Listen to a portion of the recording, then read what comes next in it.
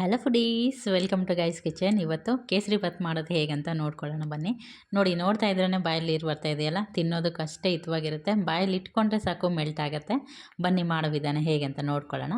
ಮೊದಲನೇದಾಗಿ ನೋಡಿ, ಇಲ್ಲಿ ಈ ಕಪ್ಪಲ್ಲಿ ನಾನು 2 ಕಪ್ಪು ನೀರನ್ನ ಈ ಒಂದು ಸಾಸ್ ಪ್ಯಾನ್ಗೆ ಸೇರಿಸ್ಕೊತಾ ಇದ್ದೀನಿ. ನಾನು ಇದೇ ಕಪ್ಪಲ್ಲಿ 1 ಕಪ್ಪನ್ನು ನಾನು ಚಿರೋಟಿ ರವೆ ತೊಗೊಂಡಿದ್ದೀನಿ. ಅದಕ್ಕಾಗಿ ನಾನಿಲ್ಲಿ 2 ಕಪ್ ನೀರನ್ನು ಬಳಸ್ಕೊತಾ ಇದ್ದೀನಿ. 2 ಕಪ್ ನೀರು ಹಾಕಿದ್ದಾದಮೇಲೆ ಇದಕ್ಕೆ ಫುಡ್ ಕಲರ್ನ ನಾನಿಲ್ಲಿ ಇದರಲ್ಲಿ ನೀರಲ್ಲಿ ಡೈಲ್ಯೂಟ್ ಮಾಡ್ಕೊಂಡು ಇದರಲ್ಲಿ ಸೇರಿಸ್ಕೊತಾ ಇದ್ದೀನಿ. ನೋಡಿ, ಫುಡ್ ಕಲರ್ ಹಾಕಿದ್ದಾದಮೇಲೆ ಇದನ್ನು ಪಕ್ಕದ ಸ್ಟವ್ಗೆ ಇದನ್ನ ಶಿಫ್ಟ್ ಮಾಡ್ತಾ ಇದ್ದೀನಿ. ಇಲ್ಲಿ ನಾವು ರವೆ ಹುರ್ಕೊಳ್ಳೋಣ. ಅಷ್ಟರಲ್ಲಿ ಈ ನೀರನ್ನು ಸಹ ಬಿಸಿ ಆಗಿಬಿಡುತ್ತೆ. ನೋಡಿ, ಇದನ್ನು ಬಿಸಿ ಆಗಿಬಿಡಲಿ.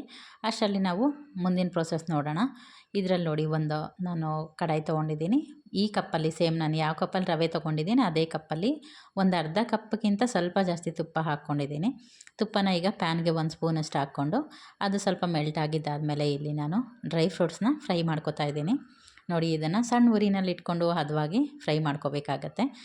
ಇದು ದ್ರಾಕ್ಷಿ ಬೇಗನೆ ಫ್ರೈ ಆಗಿಬಿಡುತ್ತೆ. ನೋಡಿ, ಈಗ ನಾನು ದ್ರಾಕ್ಷಿನ ಸಪ್ರೇಟ್ ಮಾಡಿಕೊಂಡು ಒಂದು ಪ್ಲೇಟ್ಗೆ ಎತ್ತಿಟ್ಕೋತೀನಿ. ಇದು ಗೋಡಂಬಿ ಬೇಯಲಿಕ್ಕೆ ಸ್ವಲ್ಪ ಇನ್ನು ಅದು ಫ್ರೈ ಆಗೋದಕ್ಕೆ ಸ್ವಲ್ಪ ಸಮಯ ತೊಗೊಳುತ್ತೆ. ಅಷ್ಟರಲ್ಲಿ ಇದನ್ನು ತೆಗೆದು ಒಂದು ಪ್ಲೇಟಿಗೆ ಹಾಕ್ಕೊಳ್ಳೋಣ. ಅದಾದಮೇಲೆ 1-2 ನಿಮಿಷ ಫ್ರೈ ಮಾಡಿದ್ರೆ ಇದನ್ನು ನೋಡಿ ಹೊಂಬಣ್ಣಕ್ಕೆ ತಿರುಗಿದೆ.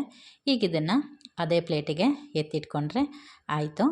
ನೋಡಿ, ಇದನ್ನು ರೆಡಿ ಆಯಿತು. ಈಗ ಸೇಮ್ ಪ್ಲೇಟಿಗೆ ಅದನ್ನು ಸಹ ತೆಗೆದಿಟ್ಟಿದ್ದೀನಿ.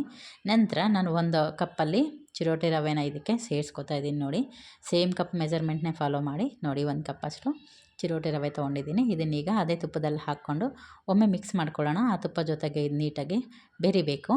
ನಂತರ ಇದಕ್ಕೆ ಇನ್ನೂ ಅಷ್ಟು ತುಪ್ಪನ ಸೇರಿಸ್ಕೊಂಡು ನಾವು ಫ್ರೈ ಮಾಡ್ಕೋಬೇಕಾಗತ್ತೆ. ನೆನಪಿರಲಿ, ತುಪ್ಪ ನಾವು ಅಂದರೆ ರವೆ ಹುರಿಯುವಾಗ ತುಪ್ಪದಲ್ಲೇ ಹುರ್ಕೋಬೇಕಾಗತ್ತೆ. ಆವಾಗಲೇ ಎವ್ರಿ ಬೈಟಲ್ಲೂ ಆ ತುಪ್ಪದ ಘಮ ಬರುತ್ತೆ. ಅಷ್ಟೇ ರುಚಿಯಾಗಿ ನಮಗೆ ಕೇಸರಿ ಬಾತು ರೆಡಿ ಆಗುತ್ತೆ ಅಂತ ಹೇಳ್ಬೋದು. ನೋಡಿ, ತೊಗೊಂಡಿದ್ವಲ್ಲ ತುಪ್ಪ, ಅದನ್ನು ಈಗ ಇನ್ನೂ 1 ಟೇಬಲ್ ಸ್ಪೂನಷ್ಟು ನಾನು ಇಲ್ಲಿ ಸೇರಿಸ್ಕೊತಾ ಇದ್ದೀನಿ. ಮಧ್ಯೆ ಒಮ್ಮೊಮ್ಮೆ ಸೇರಿಸ್ಕೊತಾ ಹೋಗೋಣ. ಈಗ ಸಾಕಾಗತ್ತೆ. ಇದನ್ನು ಘಮ ಬರೋ ತನಕ ಚೆನ್ನಾಗಿ ಸಣ್ಣ ಊರಿನಲ್ಲಿ ಹದವಾಗಿ ಫ್ರೈ ಮಾಡ್ಕೊಳ್ಳೋಣ. ಹಾಗೆ ಯಾರಿಗೆಲ್ಲ ಈ ರೆಸಿಪಿ ಗೊತ್ತಿದೆ ಕಮೆಂಟಲ್ಲಿ ತಿಳಿಸಿ. ಹಾಗೆ ರೆಸಿಪಿ ಇಷ್ಟ ಆಯ್ತು ಅಂದರೆ ಲೈಕ್ ಮಾಡೋದು ಮರಿಬೇಡಿ. ಹಾಗೆ ನಿಮ್ಮ ಫ್ರೆಂಡ್ಸ್ ಆ್ಯಂಡ್ ಫ್ಯಾಮಿಲಿ ಜೊತೆನೂ ಶೇರ್ ಮಾಡಿ. ನಮ್ಮ ಕಡೆ ಮುಂಚೆ ನಾವು ಚಿಕ್ಕವ್ರು ಇರ್ತಾ ಆಲ್ಮೋಸ್ಟ್ ಇದನ್ನು ತುಂಬ ಅಂದರೆ ಏನೇ ಫಂಕ್ಷನ್ ಆದ್ರೂ ಮದುವೆ ಹಿಂದಿನ ದಿನ ಎಲ್ಲರಿಗೂ ಅಂದರೆ ರಿಲೇಟಿವ್ಸ್ ಎಲ್ಲ ಬಂದಿರ್ತಾರಲ್ಲ, ಈ ಫುಡ್ ಅಂದರೆ ಇದು kesari bath must and should ಇರ್ತಾನೆ ಇತ್ತು. ಹಾಗೆ ಏನಾದರೂ ಚಿಕ್ಕ ಪುಟ್ಟ ಫಂಕ್ಷನಲ್ಲೂ ಸಹ ಇದನ್ನು ಮಾಡ್ತಾಯಿದ್ರು. ಇತ್ತೀಚೆಗೆ ಸ್ವಲ್ಪ ಕಡಿಮೆ ಆಗಿದೆ ಅಂತ ಹೇಳ್ಬೋದು, ಬಟ್ ಚೆನ್ನಾಗಿರುತ್ತೆ ತಿನ್ನೋದಕ್ಕೆ. ನೋಡಿ, ಆ ನೀರು ಸಹ ಬಿಸಿಯಾಗಿದೆ. ರವೆನೂ ಅಷ್ಟೇ ಚೆನ್ನಾಗಿ ಫ್ರೈ ಆಗಿ ಒಂದೊಳ್ಳೆ ಘಮ ಬರ್ತಾಯಿದೆ. ಈಗ ಫ್ರೈ ಆಗಿರ್ತಕ್ಕಂಥ ನೀರನ್ನ ಇದಕ್ಕೆ ಸೇರಿಸ್ಕೊಂಡು ನಿಧಾನಕ್ಕೆ ತಿರುಗಿಸ್ಕೋಬೇಕಾಗತ್ತೆ. ರವೆ ಗಂಟುಗಳು ಇಲ್ಲದೆ ಇರೋ ರೀತಿಯಲ್ಲಿ ಇದನ್ನು ಹಾಕ್ಕೊಂಡು ಮಿಕ್ಸ್ ಮಾಡಿಕೊಂಡ್ರೆ ಆಯಿತು. ಬೇಗನೆ ಗಟ್ಟಿ ಆಗಿಬಿಡುತ್ತೆ. ನಾವು ಇದನ್ನು ತಕ್ಷಣಕ್ಕೆ ಚೆನ್ನಾಗಿ ಮಿಕ್ಸ್ ಮಾಡ್ಕೋಬೇಕಾಗತ್ತೆ. ನೋಡಿ, ರವೆ ಆಗಿರೋದ್ರಿಂದ ನೀರನ್ನ ಬೇಗ ಹೀರ್ಕೊಳ್ಳುತ್ತೆ. ಹಾಗೆ ಒಂದು ಮುದ್ದೆ ಥರ ಒಂದು ಹದಕ್ಕೆ ಬಂದುಬಿಡುತ್ತೆ ಅಂತ ಹೇಳ್ಬೋದು. ಚಿರೋಟಿ ರವೆ ಆಗಿರೋದ್ರಿಂದ ಇನ್ನಷ್ಟು ಬೇಗ ಇದು ಬೇಯುತ್ತೆ.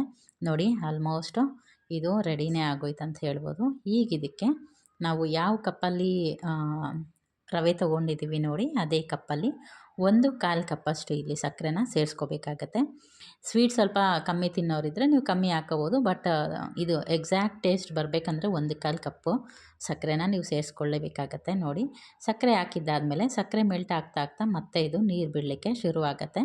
ಏನು ತೊಂದರೆ ಬೇಡ, ಇದು ರವೆ ಆಗಿರೋದ್ರಿಂದ ಎಲ್ಲ ನೀರನ್ನು ಹೀರ್ಕೊಳ್ಳುತ್ತೆ. ಹಾಗೆ ನೋಡಿ, ಅದರಲ್ಲಿ ಚೆನ್ನಾಗಿ ಬೇಯಬೇಕಾಗತ್ತೆ. ನೋಡಿ, ಮೆಲ್ಟ್ ಆಗ್ತಾಯಿದೆ ಸಕ್ಕರೆ. ಈಗ ಇದನ್ನು ಚೆನ್ನಾಗಿ ಕಲಕ್ತಾ ಇರಬೇಕಾಗತ್ತೆ. ನೋಡಿ, ಮಿಕ್ಸ್ ಮಾಡ್ತಾ ಇದು ಮತ್ತೇನು ಆ ನೀರನ್ನೆಲ್ಲ ಹೀರ್ಕೊಂಡು ರವೆ ಅದರಲ್ಲಿ ಬೆಂದು ಚೆನ್ನಾಗಿ ಒಂದು ಹದಕ್ಕೆ ಬಂದುಬಿಡುತ್ತೆ ಅಂತ ಹೇಳ್ಬೋದು. ನೋಡಿ, ಎಷ್ಟು ಚೆನ್ನಾಗಿ ರೆಡಿ ಆಗಿದೆ ಅಂತ, ಎಷ್ಟು ಸಾಫ್ಟಾಗಿದೆ.